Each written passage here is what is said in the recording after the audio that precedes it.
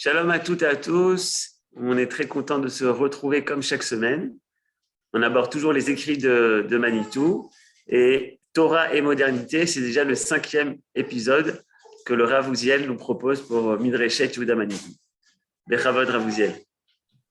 Eh bien, Erev Tov, on aurait d'ailleurs pu intituler le cours précédent et ce cours-là l'identité, d'après Manitou, parce qu'effectivement, ce que l'on va faire, c'est qu'on va essayer maintenant, après avoir dans le cours précédent parlé de la prise de conscience de l'identité, de la notion d'identité dans la culture occidentale, à peu près à l'époque où a été écrit cet article de Manitou, on va essayer maintenant aujourd'hui de parler de ce que c'est que l'identité chez Manitou, c'est-à-dire essayer de comprendre comment Manitou essaye de nous présenter la réalité d'Israël, la réalité de l'essence d'Israël, du peuple d'Israël et donc de la terre d'Israël.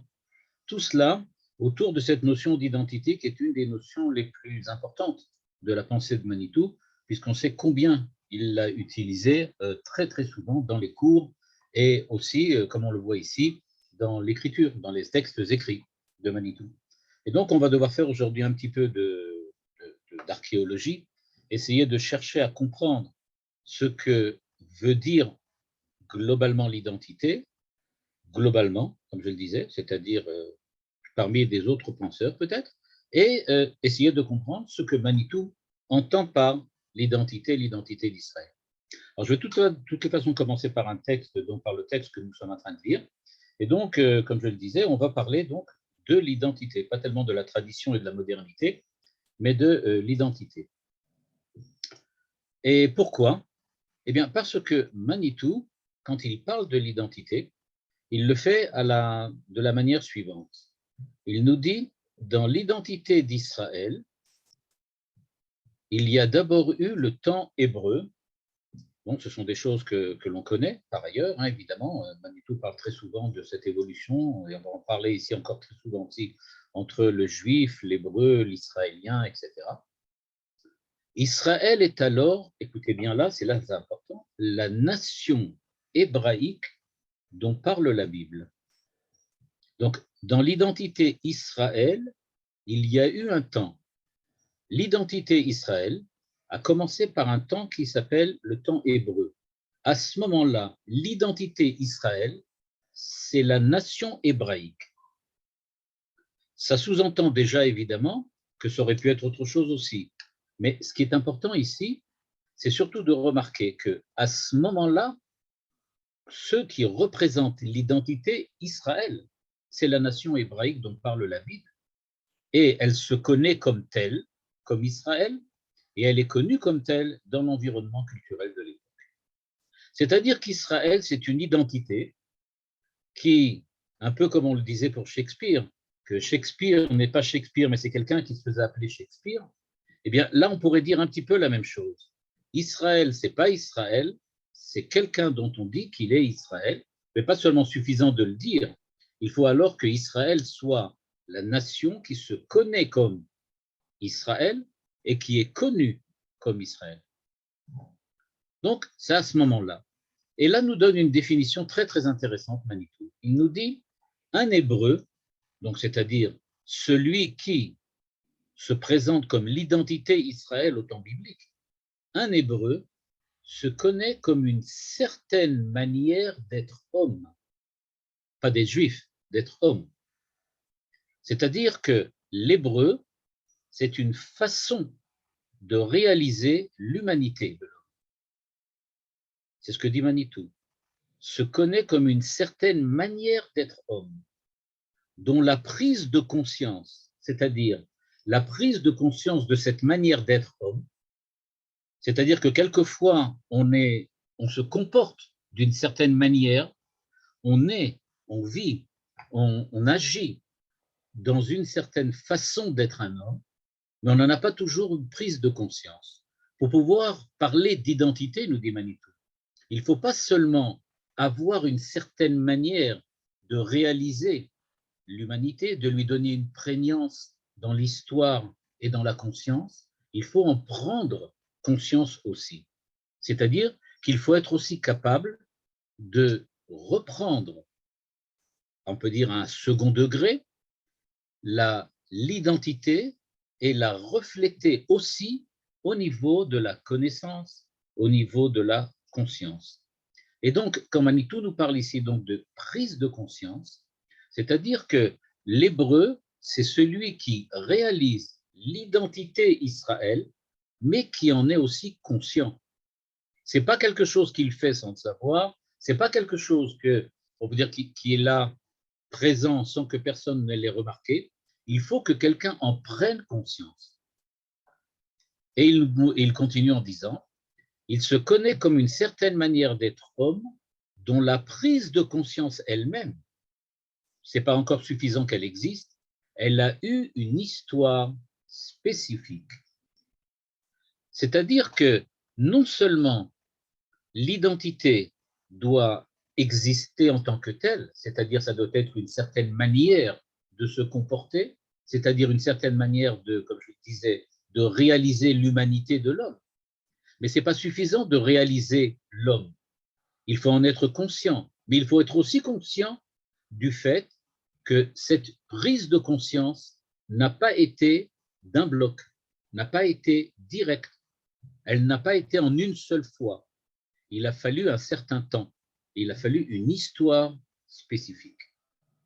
Et donc, identité veut dire donc chez Manitou que d'une part, on se comporte d'une certaine manière, c'est-à-dire qu'on réalise l'humanité de l'homme d'une certaine façon. Cette réalisation de l'humanité de l'homme doit être aussi présente à la conscience de celui qui la réalise, tout en sachant que cette prise de conscience n'est jamais, on peut dire, d'un bloc, n'est jamais directe, mais qu'elle passe par des évolutions qui sont parfois très longues et très compliquées. Et donc, nous dit-il, l'hébreu se connaît comme une certaine manière d'être homme dont la prise de conscience a eu une histoire spécifique, mais non seulement elle a eu une histoire spécifique, elle a aussi un impact considérable sur l'humanité tout entière. C'est-à-dire, être hébreu, c'est-à-dire être Israël, c'est donc une certaine manière d'être homme qui a un impact sur l'humanité tout entière. C'est-à-dire que ce n'est pas suffisant d'être hébreu dans son trou, être hébreu dans sa maison ou dans son foyer. Être hébreu, c'est une prise de conscience que la manière dont on agit, la manière dont on réalise le plus profond de ce que peut être un homme, c'est quelque chose dont on le réalise pas seulement pour nous-mêmes, mais aussi pour l'ensemble de l'humanité. Israël, donc, réalise l'humanité, pas pour elle-même, mais pour aussi l'impact considérable qu'elle a sur l'ensemble de l'humanité. On retrouve là évidemment l'universalisme ou l'universalité de la pensée de Manitou. Et donc, ce que ici Manitou insiste bien, c'est qu'il y a d'une part la prise de conscience au niveau de l'homme, de ce qu'il est, de ce qu'il fait, de la façon dont il essaye d'être véritablement un homme tel que Dieu l'attend, et non seulement il essaye d'être, mais il en est conscient et il sait que prendre conscience de la façon dont il se comporte, c'est quelque chose qui va passer par différentes étapes, comme je l'ai dit, quelquefois longues, quelquefois compliquées. Manitou termine sa phrase, cette manière d'être homme, regardez bien, a sa propre religion. La religion, ce n'est pas l'identité.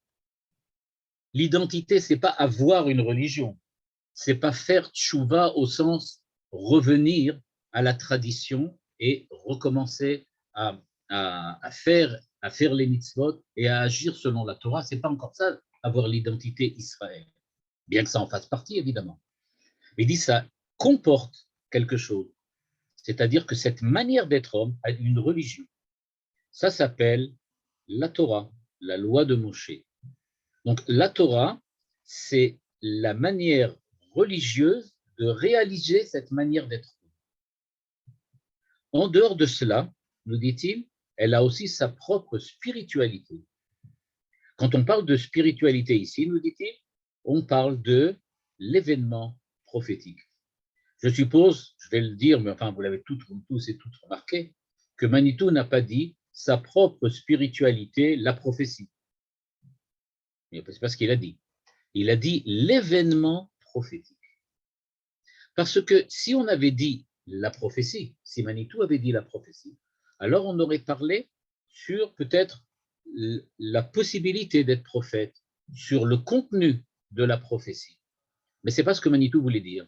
Manitou voulait dire ici l'événement, en ce sens, la réalisation au niveau de l'homme de ce que l'on appelle la prophétie en tant que l'acte prophétique, pas le contenu.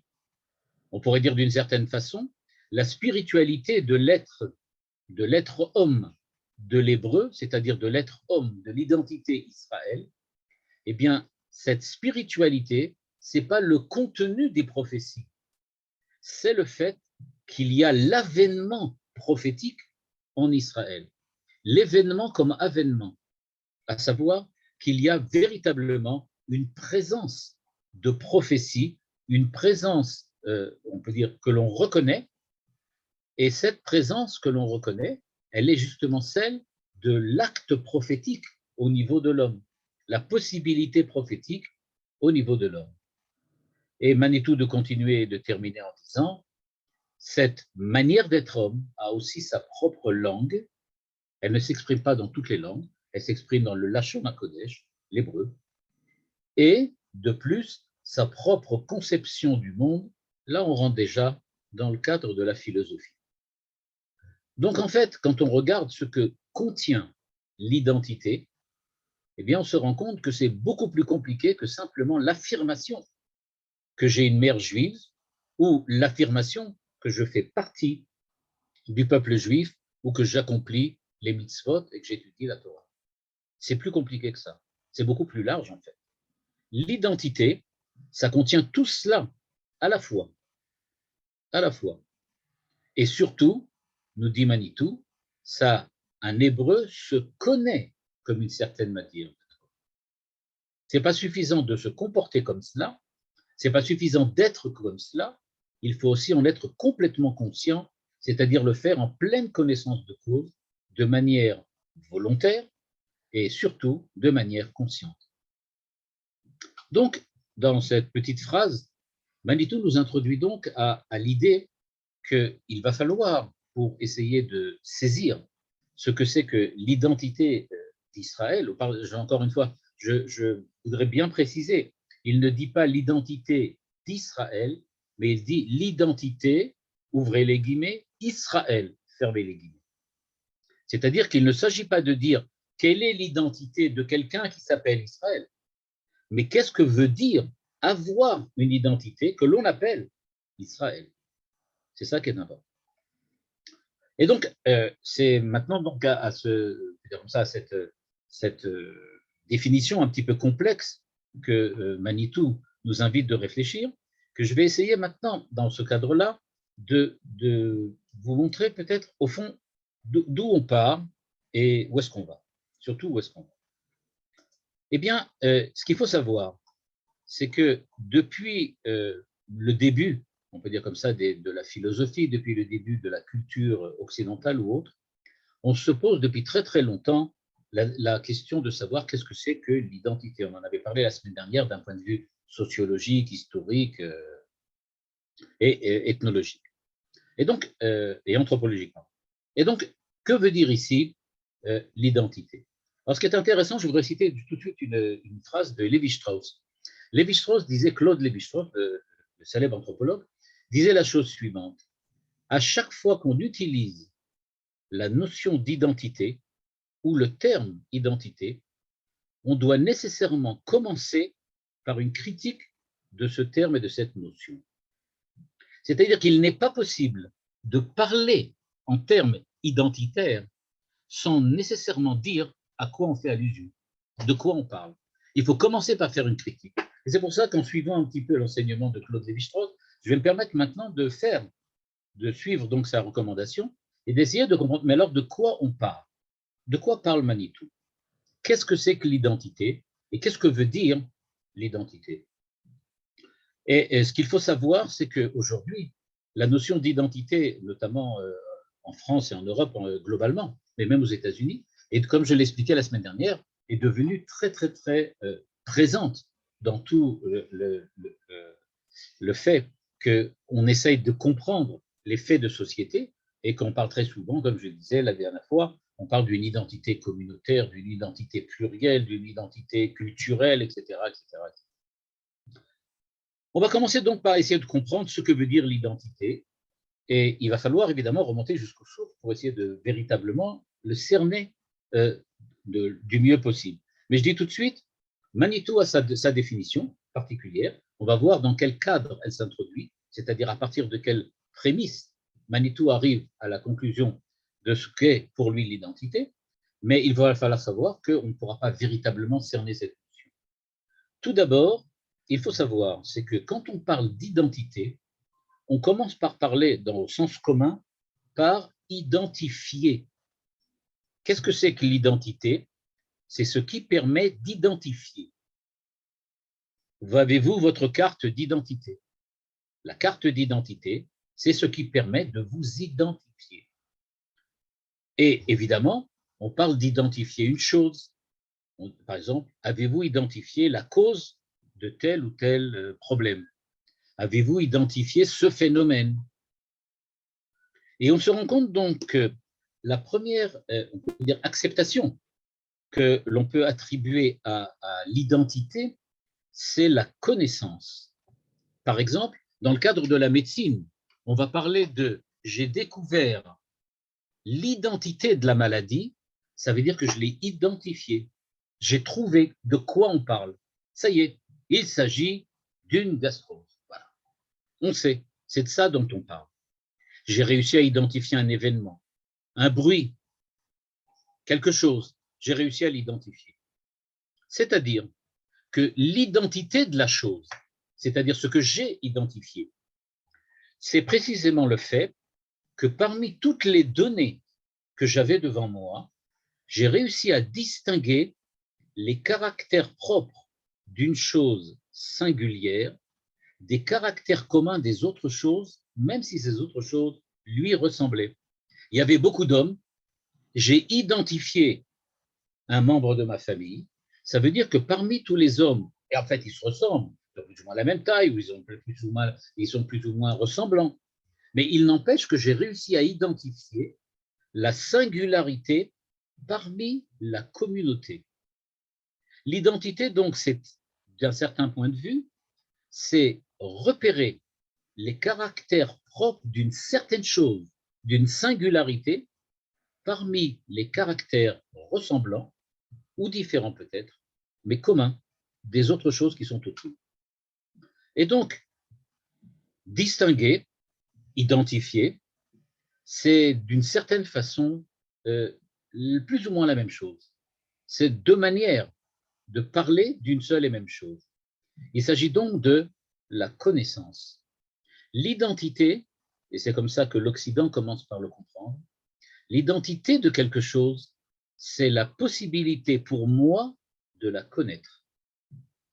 Et donc, dans une première acceptation, dirons-nous, l'identité d'Israël, ou plutôt l'identité Israël, c'est une certaine façon de distinguer, d'identifier parmi des choses qui se ressemblent, on va le dire ici des hommes, parmi l'humanité globalement, un certain comportement particulier, c'est ce que nous dit Manitou. Et cette identification, cette distinction, c'est ce qu'on appelle Israël. Tout ça, évidemment, c'est dans un premier temps. Mais en tout cas, c'est grâce à ces caractères communs, cette religion, cette manière d'être, cette langue, etc., que l'on peut repérer, distinguer, identifier Israël.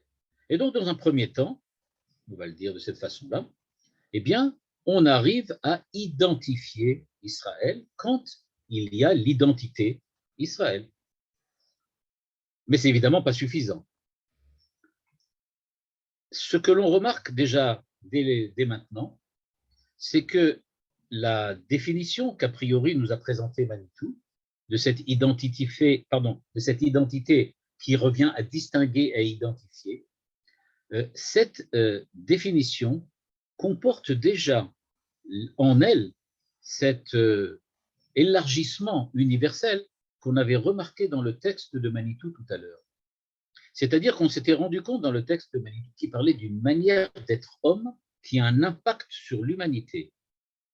C'est-à-dire qu'il parle bien de identité dans le sens de quelque chose qui fait partie d'un groupe, d'une communauté, d'un ensemble beaucoup plus large, mais qu'on peut identifier par cette certaine manière d'être un homme.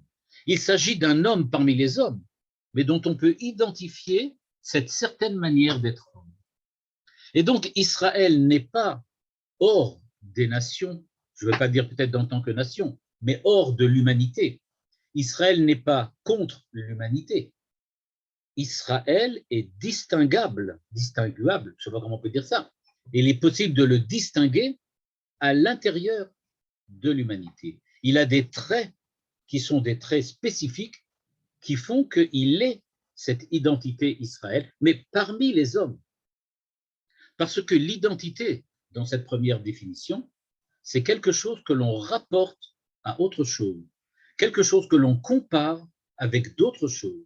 Un petit peu comme Aristote, comme je le disais tout à l'heure, comme Aristote le disait tout à fait pertinemment, qu'il faut, pour pouvoir définir quelque chose, il faut d'abord poser le genre commun, puis affirmer la différence spécifique.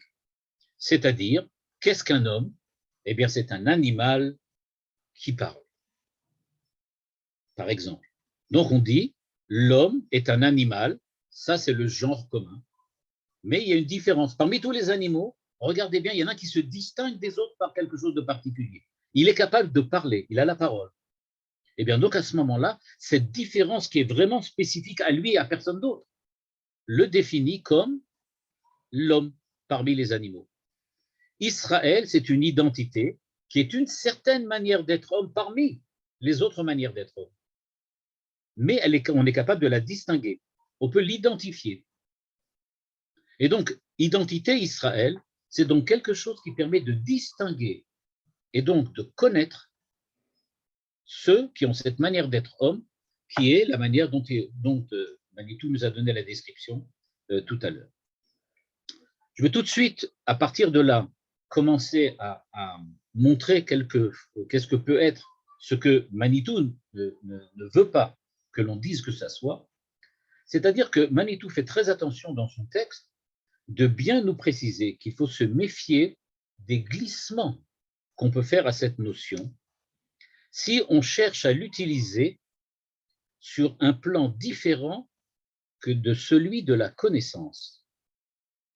Parce que si, par exemple, sous prétexte de connaître quelque chose, c'est l'identifier, ou bien ramener une chose unique dans une classe ou dans un groupe qui est de choses qui lui sont semblables, à ce moment-là, on pourrait très bien arriver à quelque chose de parfois réducteur ou même parfois violent. En effet, on pourrait très bien arriver à dire que, en fait, cette distinction que l'on fait entre celui dont on parle et on affirme l'identité et les autres, c'est une distinction qui devient à présent véritablement, complètement différente. Il s'agit d'une différence absolue. Il n'est pas comme les autres. Manitou insiste bien. Israël, c'est Israël par rapport aux autres, avec lequel on essaye toujours de se comparer, avec lequel on essaye toujours d'être en rapport ou en relation. À partir du moment où on risque de déraper et de faire et de dire, oui, mais alors ça veut dire qu'il y a deux sortes d'hommes. Il y a l'homme Israël et puis il y a l'autre homme. Il faut faire attention. La différence spécifique, c'est une différence à l'intérieur d'une classe, à l'intérieur d'un groupe. On dit dans ce groupe-là, il y a certains qui ont cette certaine manière d'être. D'autres ne l'ont pas. Mais ça ne fait pas de différence, c'est une différence spécifique, à l'intérieur du groupe, mais pas un autre groupe. Et donc, il faut faire très attention. Et en fait, ce qui, soit dit en passant, est déjà, on retrouve déjà chez Rousseau, Jean-Jacques Rousseau, qu'on retrouve déjà, c'est que souvent, ce qui se passe, c'est qu'on a d'un autre côté un autre problème.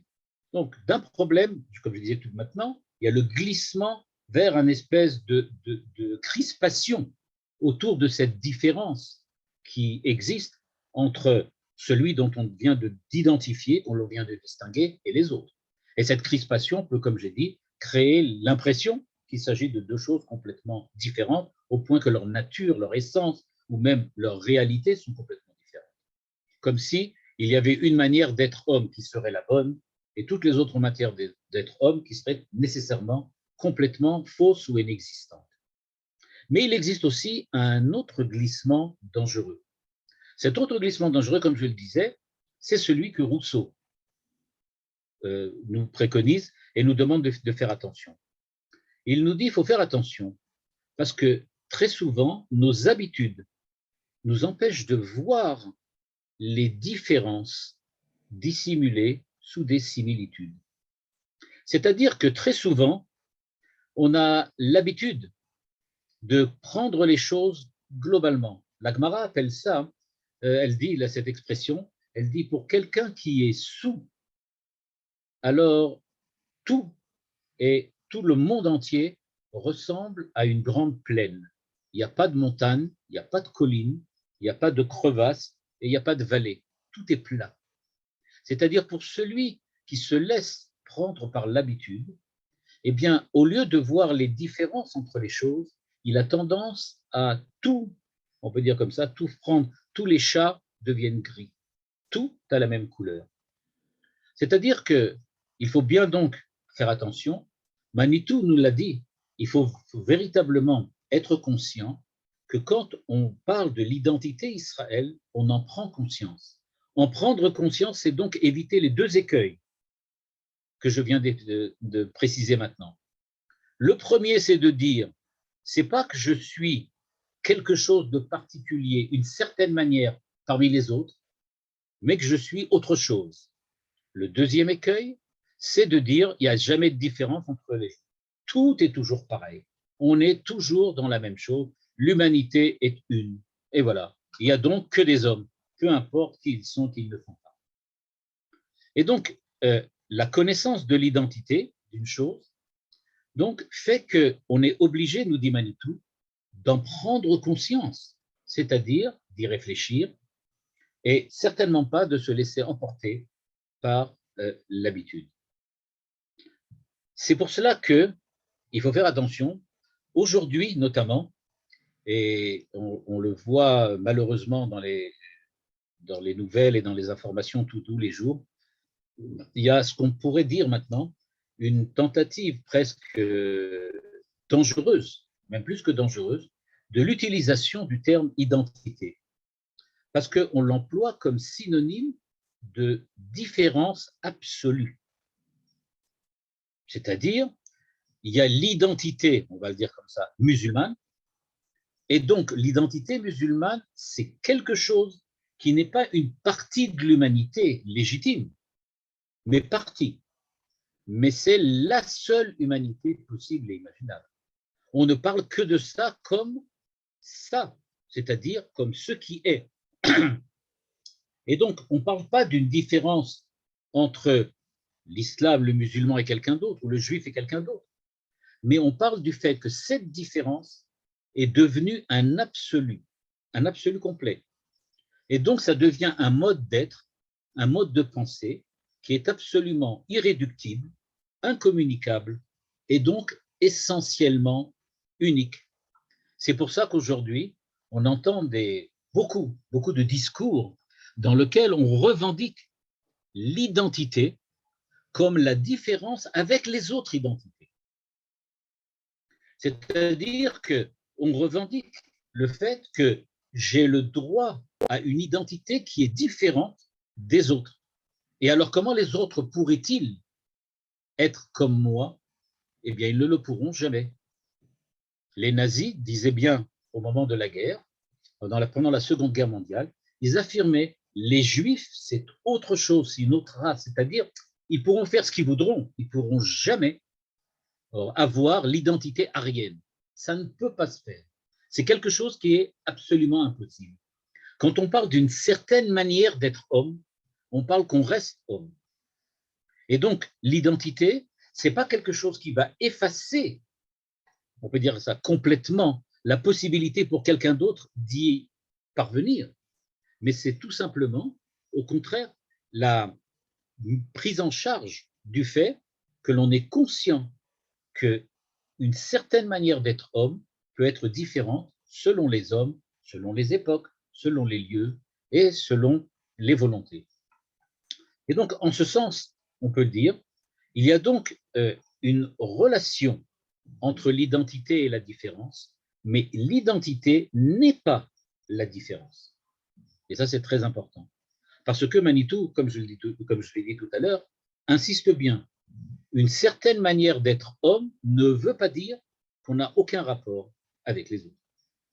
C'est une certaine manière. Et donc, l'identité Israël n'est pas une identité qui est une identité qui affirme une différence absolue, on pourrait dire à la limite de nature, entre Israël et le reste, mais c'est l'affirmation d'une certaine façon d'exprimer l'humanité, comme je l'avais expliqué. Et donc, il faut non seulement spécifier l'identité dont on parle, mais il faut se garder d'imaginer que l'identité d'une chose comme quelque chose qui est une détermination fixe, absolue et univoque de cette chose. Il n'y a pas de rigidité, il n'y a pas de crispation identitaire chez Manitou. Chez Manitou, quand il parle d'identité, il veut justement éviter le fait qu'on représente les identités comme des déterminations rigides, absolues, comme des modalités du rapport de l'homme à lui-même et aux autres, au point que ces modalités soient absolument irréversibles et surtout sans aucune possibilité d'être transformées ou changées. Ça, c'est pour la première phrase qu'on a vue chez Manitou. Et donc, pour bien comprendre que dans l'identité, il n'y a pas de rejet. L'identité de Manitou n'est pas un rejet. Il s'agit au contraire de l'affirmation d'une certaine positivité dans le cadre on va dire comme ça, de l'humanité tout entière. Et donc, il ne s'agit pas du tout du rejet de ce qui est à l'extérieur, mais de l'affirmation de ce qui est à l'intérieur. Deuxième question qui découle de ce qu'on vient de dire maintenant, et qui va nous permettre de résoudre un problème un peu compliqué, mais extrêmement important. On en avait parlé la semaine dernière. D'après Héraclite, on ne peut jamais se baigner dans la même rivière puisque l'eau de la rivière change. Donc, voilà, je ne pourrai jamais me baigner dans la même rivière. Tout change. Héraclite disait donc, si tout change, ça veut dire que la rivière en tant que telle n'existe pas. Ça n'existe pas une rivière. Tout change. Tout est différent. Mon corps a changé complètement. Depuis le temps où, comme on l'a vu la semaine dernière, je me suis vu en photo à l'âge de 13 ans et que je me vois aujourd'hui dans le miroir, il y a tellement de différences que c'est bien clair que ce n'est pas moi qui était là à l'âge de 13 ans. Et donc la question dont on se pose aussi, et si maintenant une voiture qui a subi tellement d'accidents qu'on a changé ou transformé plus ou moins toutes les pièces qui y sont, est-ce que véritablement il s'agit d'une nouvelle voiture ou bien c'est toujours la même?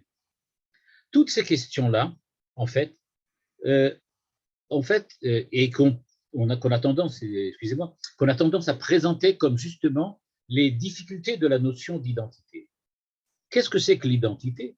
Si cette certaine manière d'être homme, comme disait Manitou, mais qu'est-ce que c'est que l'identité si tout change tout le temps?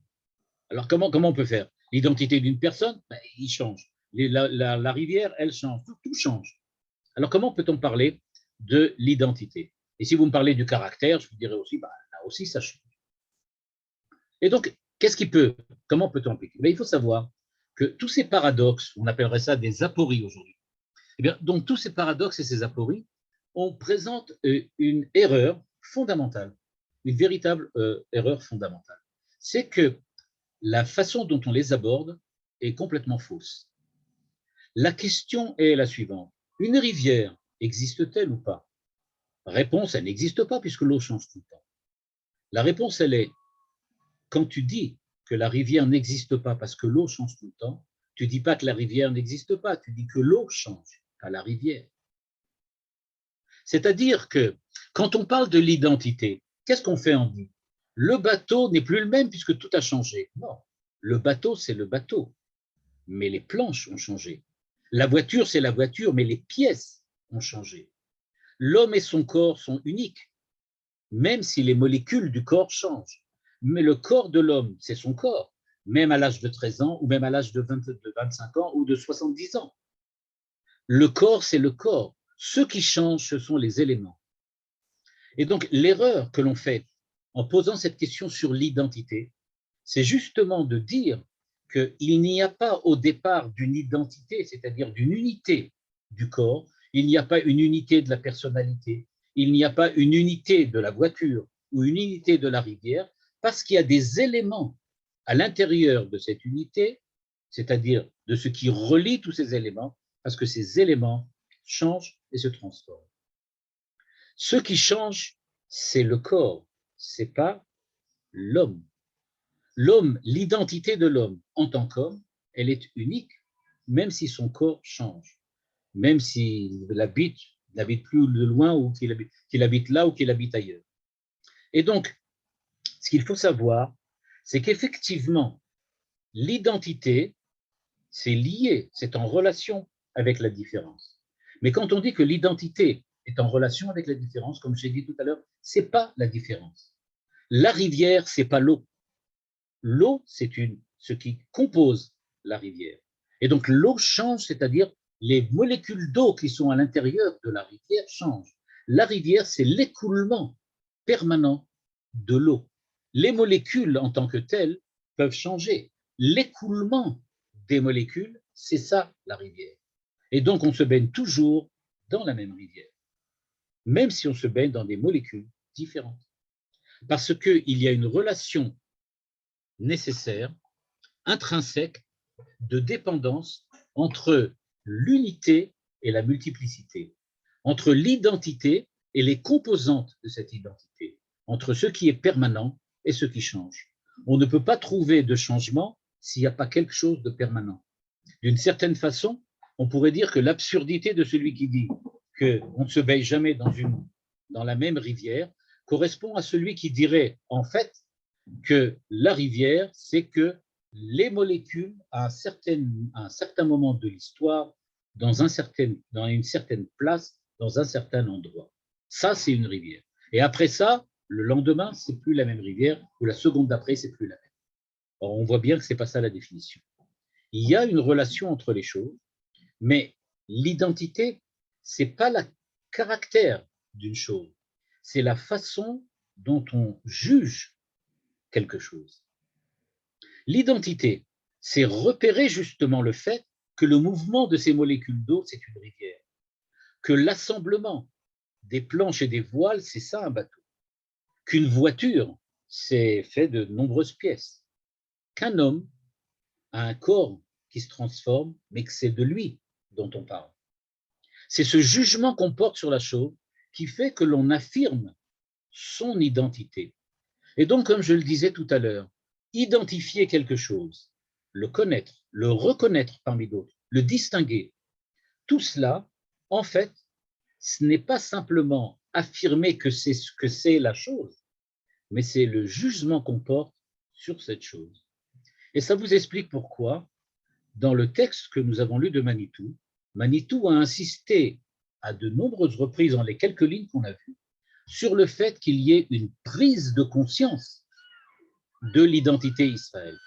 Parce qu'une identité dont il n'y a pas de prise de conscience, c'est-à-dire dont personne n'affirmerait qu'il est identité Israël, ou qu'il n'y a personne qui repérerait quelqu'un d'autre en lui disant « Tiens, c'est l'identité Israël », s'il n'y avait pas cette reconnaissance, c'est-à-dire ce jugement porté, eh bien, il n'y aurait pas d'identité du tout. Et donc, Israël, ce n'est pas le caractère de certains hommes qui se comportent d'une certaine manière, c'est le jugement des Manitou que l'on porte sur ce comportement qui évidemment doit exister. Il ne faut pas dire non plus ce qu'il ne faut pas dire. C'est-à-dire que c'est clair que ce comportement doit être là. Mais ce comportement en tant que tel, dit Manitou, ce n'est pas suffisant. Il va falloir qu'il y ait un jugement porté sur ce comportement et que ce jugement porté soit porté par deux sujets.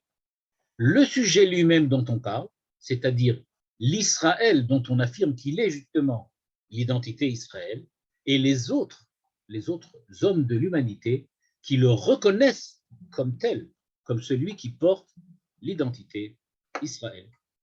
Et donc, on ne peut pas tomber, entre guillemets, dans le racisme primaire qui insisterait sur le fait que dire que je suis Israël, ou juif, ou musulman, ou je ne sais quoi, affirmer une identité, ça veut dire que c'est quelque chose d'intrinsèque, caractère qui définit une certaine chose.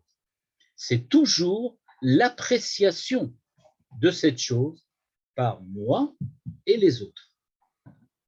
Et donc, on est l'identité Israël, et c'est à ça, à mon humble avis, que Manitou fait allusion ici, que quand il dit qu'il va falloir que nous prenions conscience de l'identité Israël, il faut prendre conscience que nous sommes hébreux, il faut prendre conscience que nous sommes juifs. Tout ça, ce sont des émanations de l'identité Israël à des époques différentes, mais il faut qu'il y en ait une prise de conscience. Et de la même manière, il faut que cela, comme ça, que les autres aussi nous voient, c'est-à-dire que ça soit un jugement qui soit porté. Et donc, on se rend bien compte que identité, c'est donc pas quelque chose, le caractère de quelqu'un, c'est la façon dont on en parle, c'est-à-dire toute l'importance du langage et de la nomination ou de la dénomination que prend cette notion d'identité.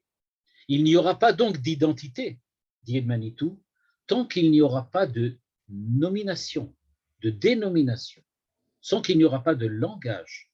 C'est pour ça que cette identité, elle a son langage propre, c'est-à-dire une façon d'affirmer au niveau du langage que l'on est ou que l'on n'est pas Israël. Parce que si le langage, la parole, doit pouvoir donner un nom à cette manière d'être, eh bien c'est parce que on a trouvé la façon de l'exprimer au sens propre du terme. Exprimer, faire primer à l'extérieur, dehors, c'est-à-dire pouvoir le dire, pouvoir l'affirmer à quelqu'un qui est dehors, l'exprimer. Et donc on va donc véritablement donner un nom, exprimer la chose. Je ne sais pas si vous avez remarqué, mais ce que j'ai fait jusqu'à maintenant, bon, c'est pas grand-chose, mais en tout cas, ça vient peut-être expliquer aussi ce que la Torah nous raconte quand elle nous dit que Dieu a demandé à Adam Arishon de nommer les animaux quand il était au Gan Eden. Il a nommé les animaux. Pourquoi a-t-il pris le besoin de nommer les animaux? Un cheval, c'est un cheval, peu importe si on l'appelle cheval, ou qu'on l'appelle horse, ou qu'on l'appelle sous. Qu'est-ce que ça peut changer? Qu'est-ce que c'est que la dénomination? Eh bien, nous dit Manitou, le langage, c'est-à-dire la dénomination, c'est quelque chose de fondamental, parce que c'est ça qui permet d'exprimer ce que cette chose est pour moi, c'est-à-dire ce qui me permet à moi d'exprimer la distinction, l'identification, l'identité de l'être, l'animal que j'ai devant moi. Quand Adam Arishon a dit « ce que j'ai devant moi, c'est sous », ça veut dire que pour lui, l'identité du cheval, c'est sous. Mais vous pourriez me demander la question, d'ailleurs vous le faites, vous me demandez, mais oui, mais attention, si Adam Arishon avait été anglais, ben, il aurait dit horse, il n'aurait pas dit sous. C'est vrai, il n'aurait pas dit sous, il aurait dit horse. Parce que horse, c'est aussi une identité. C'est l'identité du cheval quand ce n'est pas Adam Arishon qui le regarde, mais quand c'est un anglais qui l'aperçoit. Parce que quelqu'un qui est anglais et qui l'aperçoit, ce qu'il voit, c'est horse. Le Lashon HaKodesh dit, non, c'est sous. C'est ça, l'identité. Donc, l'identité, on le voit bien, ce n'est pas quelque chose qui est intrinsèque au cheval. On ne peut pas dire que le cheval, il a une qualité intrinsèque qui s'appelle souce, et donc on va parler dorénavant de la soucioute du cheval. Ce n'est pas de ça dont on parle. La soucioute du cheval, c'est la manière dont Adam Arishon regarde le cheval, en parle et l'identifie, c'est-à-dire l'identité. Quand on parle maintenant de l'identité Israël, c'est donc la façon dont Israël parle de lui-même, c'est-à-dire la façon dont il s'identifie face aux autres et la façon dont les autres le perçoivent et le reconnaissent. Et à ce moment-là, ils disent, oui, ça, c'est Israël. C'est donc l'esprit de l'homme qui donne, on pourrait dire même qui confère aux choses leur identité. Les choses n'ont pas d'identité. On leur donne une identité. C'est nous qui établissons cette relation entre deux choses, entre une multiplicité de choses, on l'a vu tout à l'heure, entre des aspects différents, des états successifs de la même chose. On dit cet homme, c'est Shmuel. Quand on dit cet homme, c'est Shmuel, alors on dit voilà, je juge Shmuel comme l'identité Shmuel. Et Shmuel dit oui, c'est bien ça, c'est moi. C'est moi l'identité. Et donc, la dérive identitaire dont on a parlé tout à l'heure, eh bien, du problème de l'identité, justement, c'est donc, dans certains sens, quand on fait usage de l'identité comme d'une qualité intrinsèque aux choses. C'est-à-dire qu'on relie la chose, l'identité de la chose, à l'identité d'une autre chose. Et donc, ce que l'on fait, c'est qu'on dit, en fait, on ne peut pas dire autre chose de l'identité, et c'est ça le défaut, c'est ça la dérive, c'est ça même l'horreur du racisme et l'horreur de la violence, quelquefois de l'affirmation identitaire, quand on est incapable de sortir de cette répétition identitaire dans laquelle on dit la seule possibilité pour être moi, c'est d'être moi. La seule possibilité, c'est d'être nous, ben c'est d'être nous, et rien d'autre. Parce que nous ne sommes pas les autres ne sont pas nous, et jamais on pourra arriver à créer un pont entre nous et les autres. Parce que nous, c'est nous, et eux, c'est eux. Ça, c'est l'identité catastrophique, l'identité à éradiquer. Celle qui dit, moi, c'est moi, et c'est tout.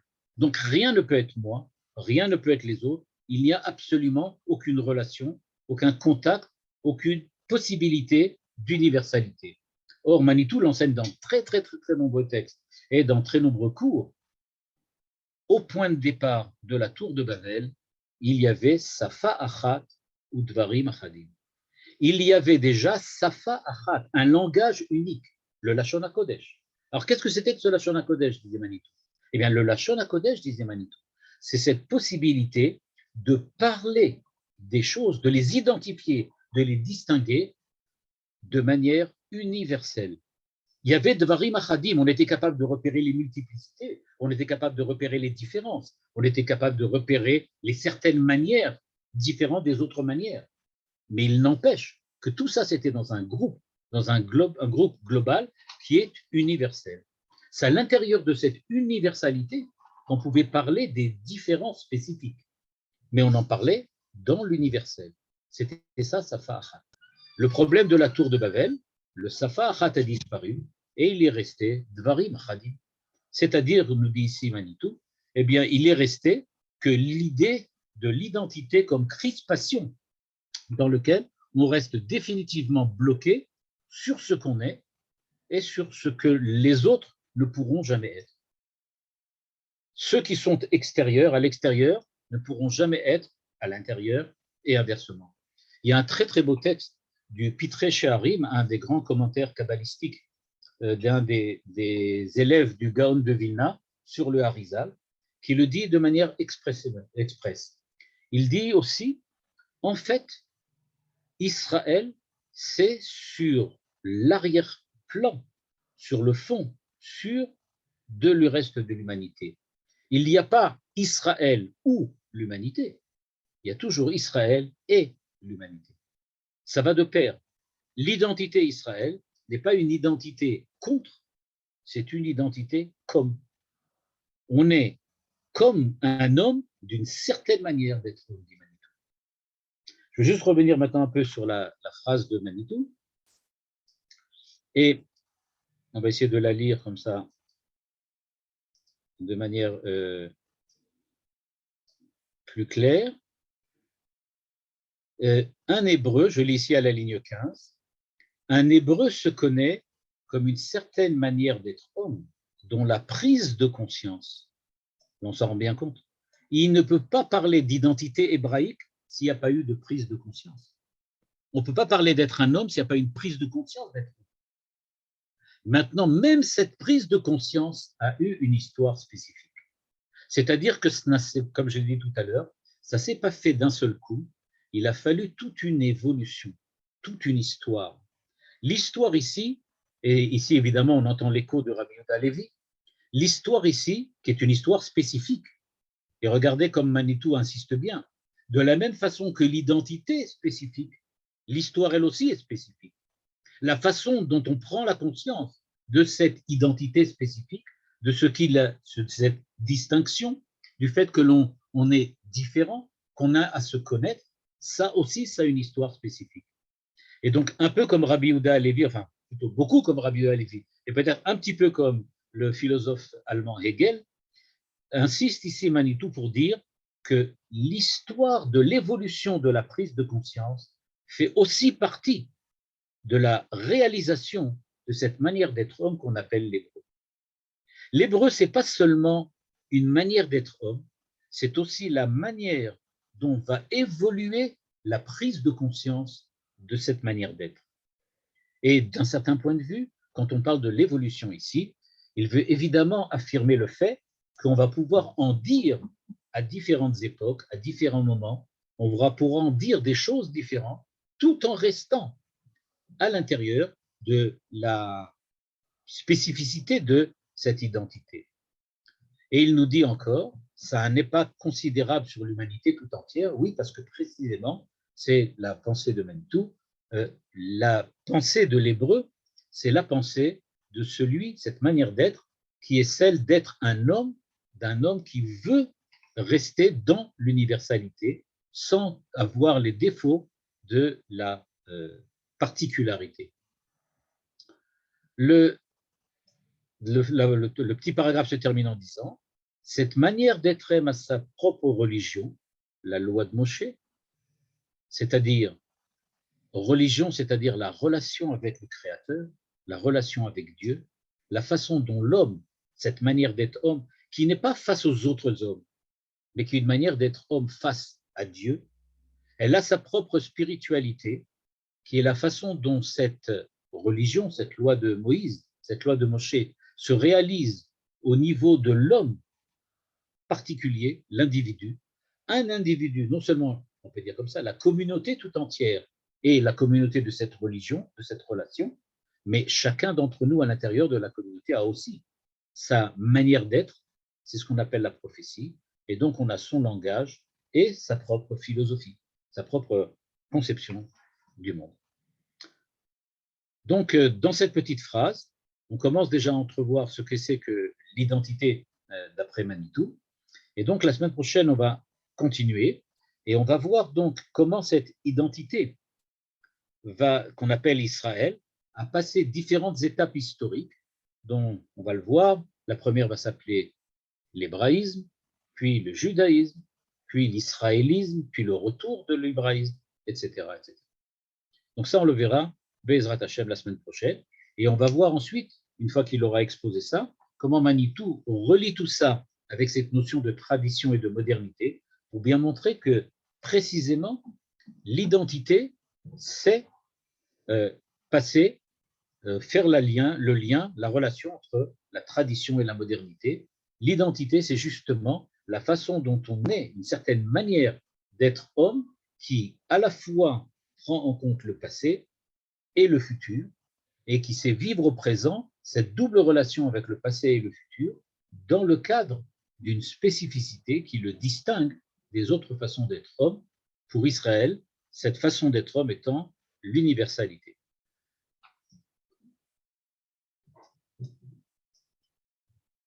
Voilà. Merci beaucoup, Rabbi Ravouziel. Vous allez avoir la possibilité de poser des questions. Je rappelle bien sûr qu'on se retrouve chaque semaine face à Midreshet Yehuda Manitou. On se retrouve avec vous, Ravouziel. Et j'en profite également pour dire que vous ferez partie des intervenants lors du 100e anniversaire de Manitou. C'est fin juin. Je vous invite tous ceux qui écoutent à prendre des billets, ne pas hésiter à être présents à cette très très belle soirée. Voilà, vous pouvez maintenant intervenir s'il y a des questions.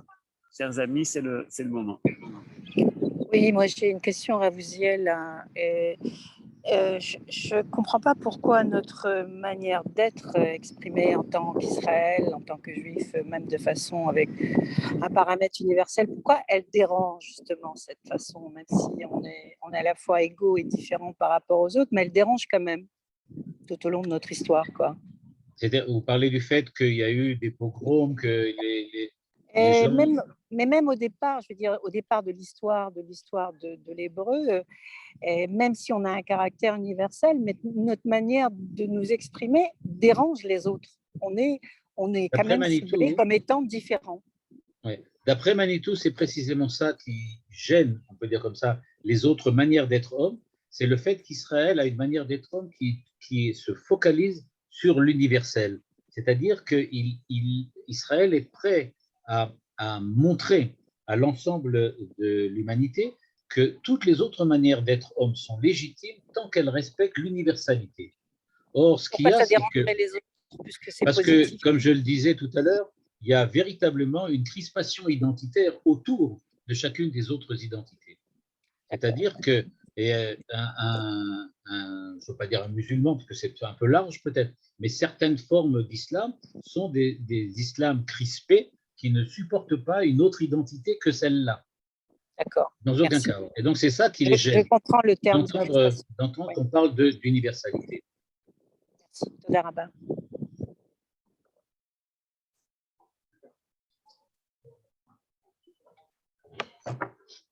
Vous avez dit que l'identité, c'est à la fois la manière dont on se voit et la manière dont les autres nous voient.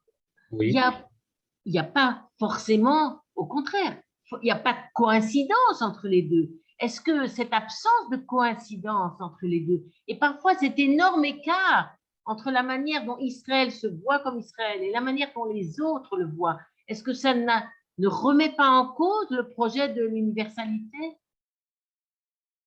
Le fait que les autres nous voient comme les porteurs de l'universel et que ça peut-être les gêner, ça n'empêche pas que nous voyons comme les porteurs de l'universalité qui devrait au contraire leur permettre d'être différents ou d'être même à notre avis mieux. C'est pas gênant, c'est pas contradictoire. C'est-à-dire que eux, en tout cas, nous perçoivent comme cette identité-là, même si elle ne leur plaît pas ou même s'ils la pensent illégitime. En cela, on n'est pas différent. Mais je ne suis pas sûre que les autres nous voient comme porteurs de l'universalité. Ils nous voient surtout négativement, comme a dit Madame Balouka. Mais qu'est-ce que veut dire qu'ils nous voient négativement? Qu'est-ce qu'ils nous reprochent en fait? Je ne pense pas qu'ils nous reprochent simplement d'être juifs. C'est tout, quoi. À part bon, évidemment, si on parle du simple racisme, dans lequel, là, il n'y a rien à faire. Et effectivement, c'est quelque chose dans lequel, là, on ne peut rien changer. C'est la personne qui dit, il n'y a que moi et pas les autres. Donc là, ils sont peut-être aussi antisémites, qui sont aussi anti-musulmans ou anti-chinois ou anti-japonais, j'en sais rien. Et ça, c'est aussi possible. Que ce soit quelqu'un qui soit fondamentalement contre tout ce qui est autre que lui. Ça, c'est une possibilité. Mais moi, ce qui me semble, c'est que ceux qui veulent développer, à mon avis, ou ceux qui essayent de développer quelque chose d'antisémite ou d'anti-Israël, à la vie de Manitou, me semble-t-il, c'est quelque chose qui reflète l'esprit polémique contre la tentative d'Israël de rechercher cette universalité. C'est ça qu'ils veulent plutôt essayer d'éliminer. Encore une fois, on peut ne pas être d'accord, mais il faudra le prouver. C'est-à-dire que ce n'est pas évident à prouver. Dans les deux sens peut-être, mais il faudra le prouver. Je sais qu'il y a quelqu'un, par exemple comme Tolstoï, qui disait « Quand je vois un juif, je vois l'éternité ». Il y a quelque chose de la manière dont les juifs sont vus. Paul-Émile Cioran, quand il parle des juifs aussi, il a aussi le même style de réflexion. Il dit « Le juif, c'est quelque chose qui représente l'essence humaine en tant que telle. Ce n'est pas exactement ces termes, mais c'est ce qu'il veut dire.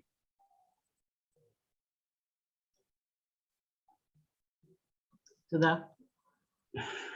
Ça nous laisse réfléchir encore. Merci beaucoup, Ramouziel. Je pense qu'il n'y a plus de questions. Et bonne fin de soirée à tous. À demain. Merci תודה רבה. beaucoup. Merci beaucoup. Toto.